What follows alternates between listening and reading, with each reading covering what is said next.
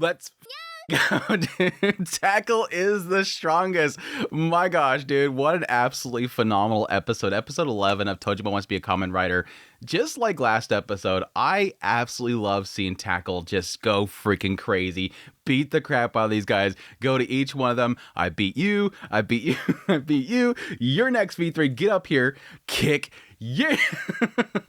I'm just cheering my girl on, but my gosh, what a great episode. And again, just similar to last episode, not the greatest animation going on here, but they did a really good job of doing the whole grappling. I think what made this whole fight special was just between Mitsuba and Yuriko, the way they fight, they're all about like counters and grapples and stuff like that. So seeing the two of them just grappling away at each other, making Yukari so upset, it was really, really great. But yeah, the way the episode ends though, I'm very concerned. With this combatant going around, I'm really, really concerned about who they're going to end up targeting. And I think it's trying to hint that it's Yukarisu. I don't think it's going to be her. I think it's going to be Hachiro. Because the way they kind of set up in this episode, he's got something that he's interested in. He's seen some thick, hot idols. And I don't blame him.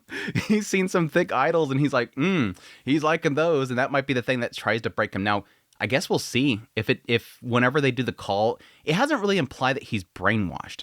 He did have a moment where he lost a lot of memories about what happened when he did transform, but it hasn't implied that he's being controlled yet. So I'm not sure if he's controlled and if he needs to break that control. I would assume these idols might break that control and then he'll be a target, but we'll see.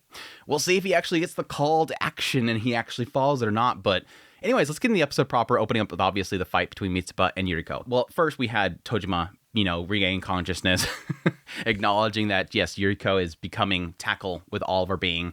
Before, yes, we have the little brief moment between Mitsuba and Yuriko. The assumption here was going to be that, yes, typically Mitsuba is going to want to draw her in, do his counters. I love how she's like, you're not going to do the hero walk? No, you're going to beat me if I do that. Okay, so you're waiting for me. Well, I'll come to you then. Yuriko's like, well, then I'll come to you then. Just immediately decks him. And then again, quickly goes in the whole grappling thing. I love this because, again, Yuriko is, yes, she is a lot of strength. She's kicks and punches and whatnot, but she's also very calculative of what she does. And yes, she does a lot of grappling too. So with his counters and her grappling, it just turns into the two of them just constantly trying to counter each other, get the grip on each other, until eventually they're... She's trying to get fully behind him, and he's trying not to let her do that. And they're going in a circle, and they look like... Yukari's like, they look like a bunch. They're doing dog play. Is this a sex thing? I briefly thought the same thing, and so I don't blame my girl. It's she getting super pissed off, like, they better not be doing some sex thing. I love it, but no. Then, yes, Yuriko picks up Mitsuba and puts him in a position that I think many, many men out there are very jealous of, putting him in a face lock underneath their chest. Yes, technically that's actually a very uncomfortable position to be in between her arms, which, yes, this chick's benching like crazy. She got a lot of strength. That's not a very comfortable position to have your face in, but there's this thing...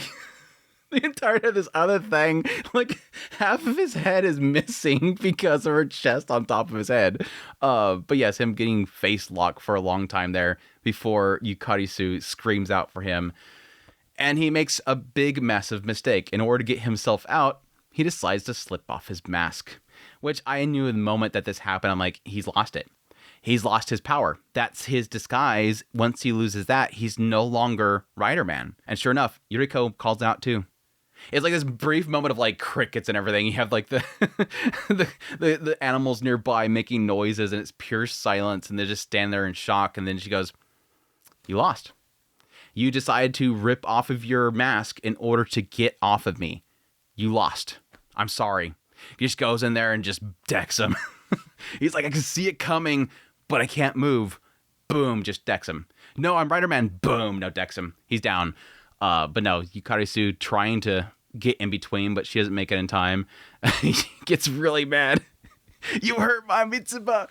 Just tackles her down too. I was so freaking cheering for Yuriko. Like, I get a sense of that, like, massive amount of joy that she has. She's so freaking happy that she has proven to basically all these people that Tackle's the strongest. This girl that looked up to Tackle.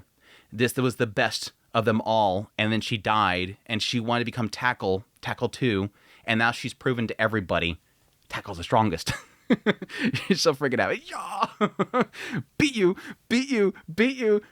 You're next, V3. Get up here. I'm sorry. Ichiyo's me for real. Like, this dude's an idiot. He's totally an idiot. But at this moment right here, I'm like, I feel you, Ichiyo. He's all getting all doki. Yes, this is what it is. He's running over there, and she's like, oh, cool. Here we go.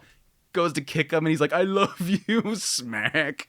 It was so good. It was so freaking good. Just again, I loved it. I love seeing, Yuriko just stand up there all proud. She's so freaking happy. She's cheering on. Yeah, Tackle's off in the distance. She's proven, again, that Tackle's the strongest. It was so freaking good. Anyways, the rest of the episode, after the tournament, talks about they want to do some reviews of everything. They all have to go home. 3-hour trip back home. We have a little brief scene with Tojima just relaxing and eating. Yuriko realizing that Tojima is really, really strong and that it took a lot to take him down, that she has to improve her stamina. And yes, finally, Mitsuba and Yukarisu, the more important part of this whole thing is, yes, she's afraid. There's a combatant going around taking everybody out, and how does she know this? Apparently, even though she's broken the brainwash, she's still able to communicate with them. She's able to still receive their communication, and they're obviously communicating that somebody's going around killing all the combatants. The ones that are, breaking off, they're getting taken out. And so obviously, she's afraid. Now, again, this was sort of already assumed that this was going to be the case. I mean, she even said it initially. I was supposed to be watching you. Now I have to get rid of you. Can't really break off because they'll come after me. They established that with Mitsuba and Ichiyo's backstory. They came there to kill those individuals. That's how Batman killed their grandparents. So it's an assumption there. Just again, who's the first target of this person is going to be the question mark. We still have that whole thing to figure out there. With this show being presumably 12, maybe potentially 13 episodes, I'm assuming we might actually get them popping up the next episode. But yeah, other than that, we had Hachiro, again, finding some sort of thing that he falls in love with. It was a cute little segment. He's out there going like, nothing's really changed, even though I become a combatant, even though the boss got killed. Nothing's really changed in his life. I'm guessing he's kind of getting back in his mood of things are boring. But yeah, it seemed like apparently his little henchmen, his little group of guys are trying to cheer him up. I thought it was sweet. They know that he's down the dumps. Their go-to is, hey, these idols make us really happy, so let's take them to see the idols. Do the whole introduction of them. You have the three sisters. They've been doing this for like 7 years. Oh, here's all this like really rare memorability from like back when they were, one was still being a maid at a cafe and everything. It was dorky, but again, it was sweet because this is the way they think they can make him happy. So they bring him there and, give him a glow stick. And immediately when he gets in there and sees those, I'm sorry, some really hot idols. I'm right there with him. It seems like he's kind of enchanted by them. So again, it might be similar to that other combatant that got taken out. Found those idols and suddenly he's charmed. Now, I don't know, crazy theory here.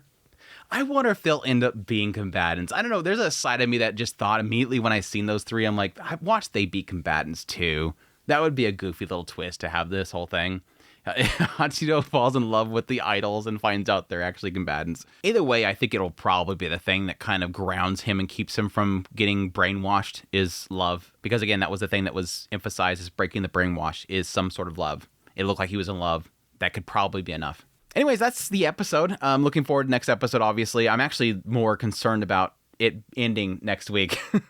I don't think it's doing too core, but either way, I can't get enough of this show. I'm going to be really bummed when it actually does end, but really, really fantastic episode. And I'm kind of assuming that we're probably going to get into this combatant that's taking everybody out, them confronted by that individual, because it's been building up. That's going to be like the final boss for the core.